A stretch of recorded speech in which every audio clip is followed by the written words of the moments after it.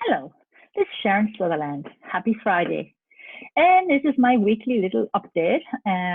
Just want to share something else with you that I think is very important. I've had some calls from therapists saying, Sharon, we're new to feeding, and in the absence of group training and one-to-one training, are there any little tidbits you can share with us?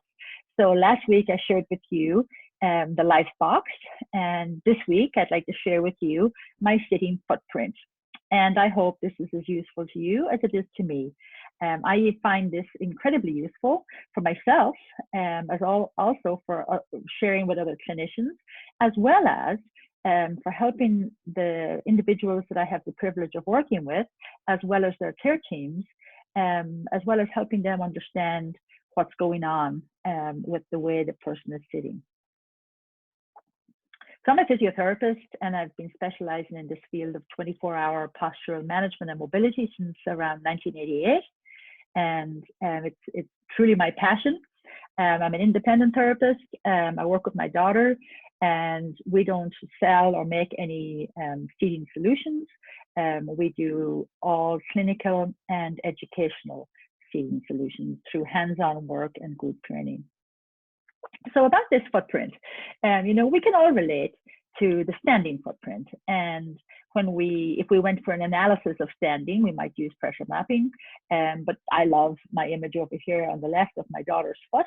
Thank you, Charlie. That's in the sand, and just demonstrating how beautifully you can see a footprint. When I use the sitting footprint in the seating world, I'm talking about it with a visualization of this, and also through using my hands to palpate the loading surfaces. We can also analyze the lying down footprint. So you can see on the left here, this picture is courtesy of Evan Call, a colleague and friend of mine in Salt Lake City in Utah. And this is just a very nice image showing a footprint of somebody lying down. And then over here on the sand, it's a little bit more difficult to see, but this was my daughter lying down yesterday, and you can see here, here's the imprint of her buttocks in the sand, and this is her waistline. You can see that her right shoulder is slightly lower than her left in the way she's lying here, and you can see her thighs and her calf imprint into the sand. And of course, this is in Northwest Atlantic Ireland, so trust me, this was with a lot of clothes in situ. So therefore, not the clearest footprint, but just to give you a visualization of what it is that I'm talking about. So a sitting footprint is exactly that. It's thinking about and visualizing all the different parts of the sitting body that we're making contact with the sitting surface. So I like to think about the inferior load-bearing areas, the posterior load-bearing areas, the lateral load-bearing areas, and the anterior load-bearing areas. And of course, we also have to always be cognizant of and keep in mind the impact that gravity has, positive and negatively. And so in my initial assessment, when I see somebody for the first time after doing the interview and everything, I look at the life box, and then I want to put my slide glove on as just a slippery glove that lets me slide my hand easily underneath the person without hurting them or me, and also down behind their back while they're fully loaded. Because I find back support very difficult to palpate because, the client's leaning against it. So the slide gloves, the three most common ones that I see out there in the field are the slide gloves that are available from R82, also from VCare, as well as from Simple Stuff Works.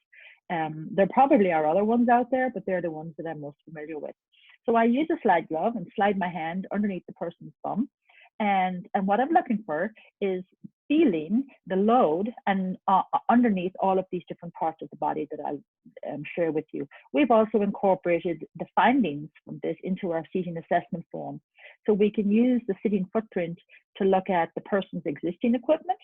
And for example, if somebody called me today and said, Sharon, I'm having a problem and nobody can come to my house because of the COVID-19, is there anything I can look at? So I can guide somebody to put their hands underneath the person, behind the person, and down their sides and in front, and will give us a kind of a visualization of the sitting footprint. So it's very simple. Now, so to me, the primary support surfaces are what's under us and what's behind us. And then our primary assistants are the supports that are in front of us and at the sides of us.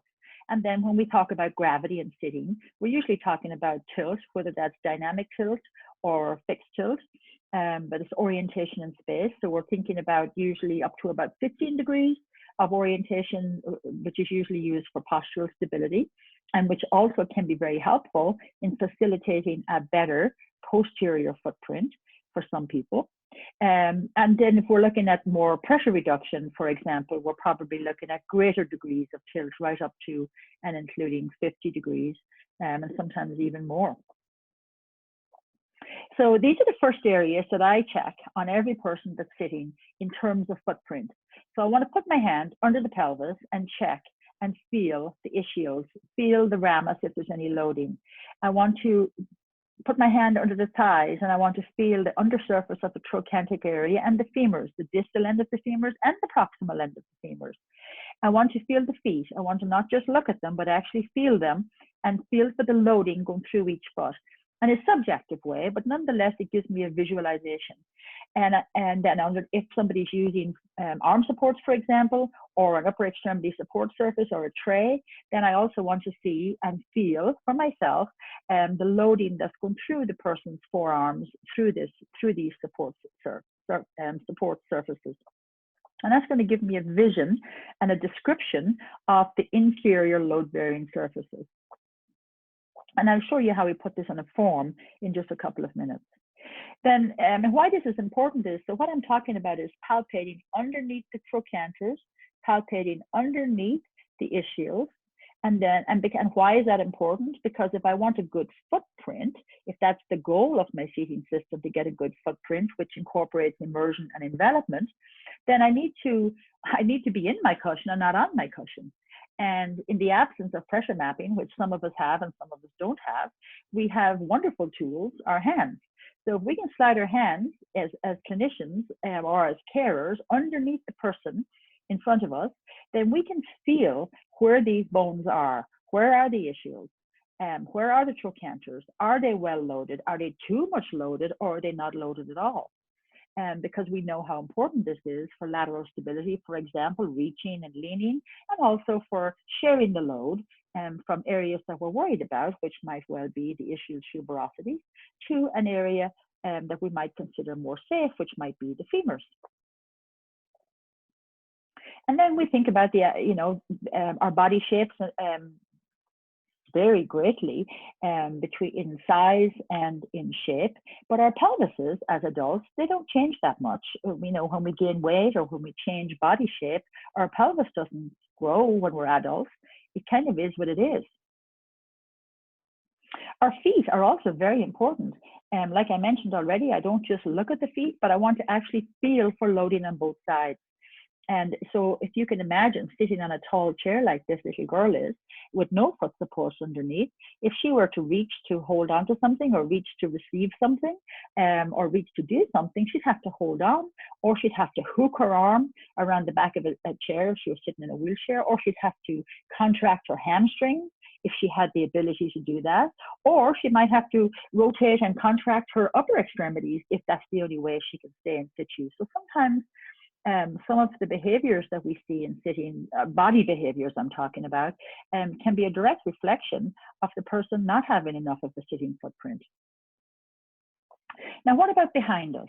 So what am I talking about? I want to slide my hand behind the person when they're sitting in whatever chair they're in. This can be a static chair or a dynamic chair. And I want to put my hand and feel each section. So with my slide glove in situ, I'm going to slide my hand behind the person and feel for their posterior pelvis and sacrum area, and ask myself, is there a lot of loading, a little loading, or is the loading just right? In the lower lumbar thoracic area, in the mid and upper thoracic area, moving on up into the scapular and shoulder areas. And sometimes you'll see a trend. If somebody's got a lot of loading on one foot, let's say on their left foot, maybe when you get up to palpate underneath their buttocks, they may be excessively loading on their right trochanter and their right ischial tuberosity, and not so much loading on their left.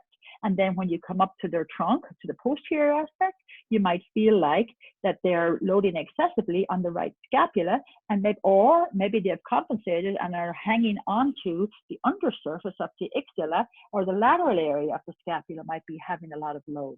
So the sitting footprint can tell you a lot about what's going on in this person's body, and kind of feeds into the expectations that you can have when you transfer them out and actually analyze them on a mat table in supine and sitting. Another area of posterior load bearing would be in the suboccipital area, should that person be utilizing a head support.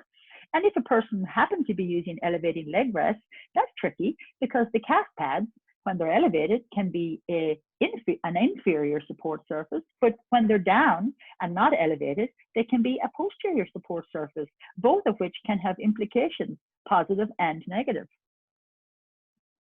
So these are some old pictures, and I just thought, in the absence of painting my daughter this morning, which is what we were going to do, and show you some sitting footprints, we decided that this might be easier.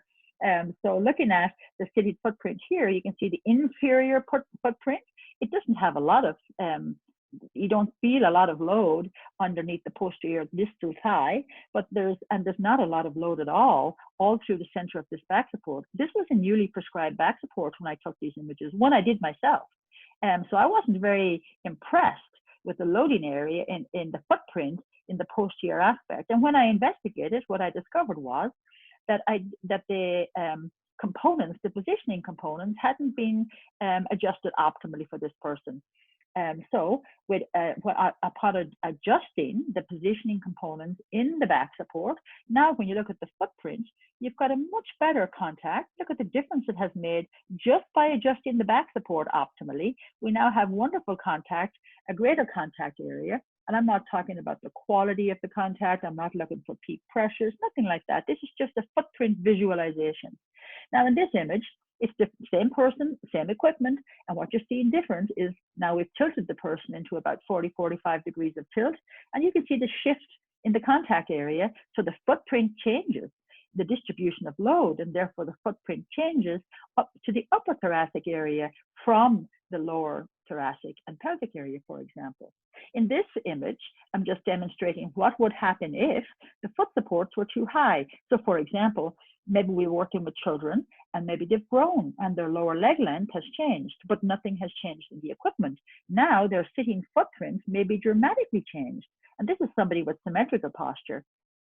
And you can see now there's much more footprint or loading underneath the back end of the pelvis, not so much at all underneath the thighs, and a lot in the sacral area, but really not much at all in the upper thoracic area.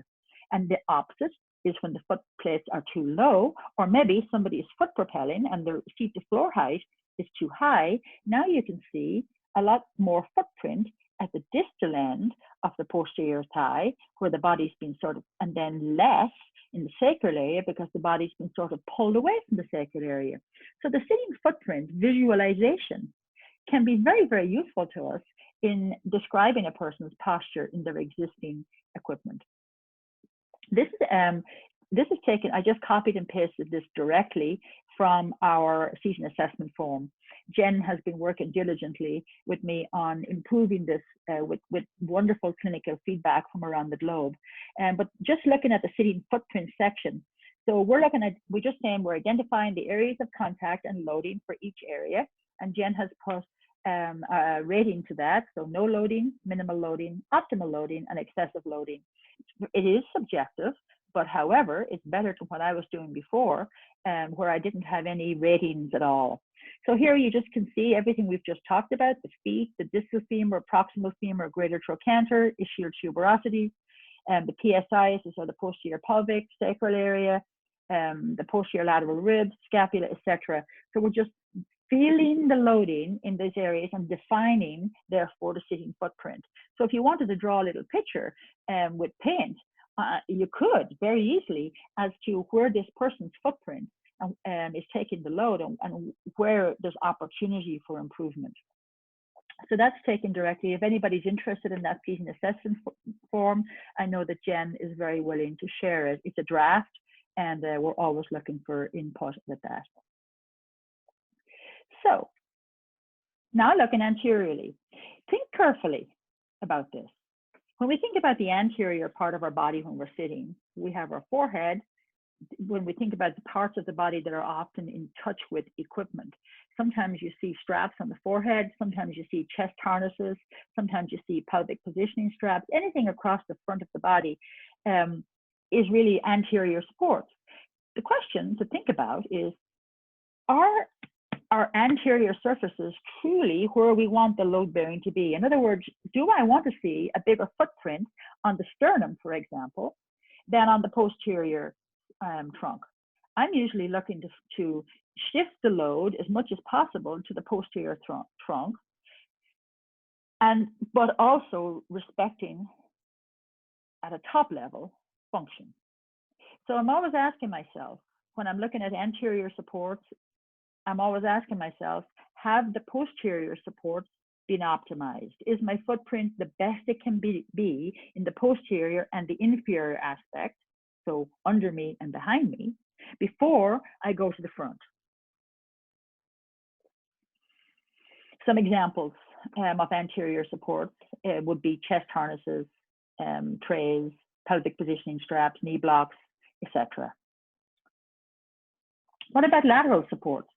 When we think about sitting, we can put things lateral to the head, the thoracic area, the pelvic area, the thighs, the knees, and the feet.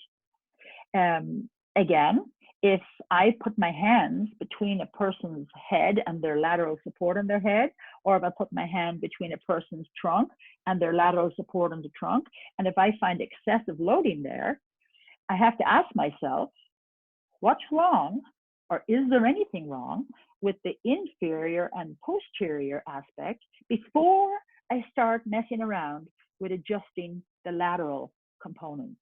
So again, in my opinion, lateral supports are the assistants. They're not intended to be for maximum load bearing. So I think that it's a red flag that if anything on the lateral aspects of our body has got a heavy footprint, then that tells me it's a little red flag up here that says, Sharon, pay attention to what's under and behind this person and to gravity before you get too excited about adjusting the lateral support. So once we understand the concept of the sitting footprint, next, I'm in a good position to analyze the client's posture as it relates to sitting. And that's another topic for another day. So I just want to thank you for your time on this lovely Friday afternoon, or wherever you are, what time it is. Your time listening to me talk about something that I'm very passionate about, and that's my sitting footprint. I really look forward to getting back out there, helping you and helping our clients with doing hands-on assessments as soon as possible. And in the interim, I wish you well. And if you've got any questions, don't hesitate to reach out to us. Our website is postureandmobility.com. And our email is posturalmanagement@gmail.com. Have a wonderful day.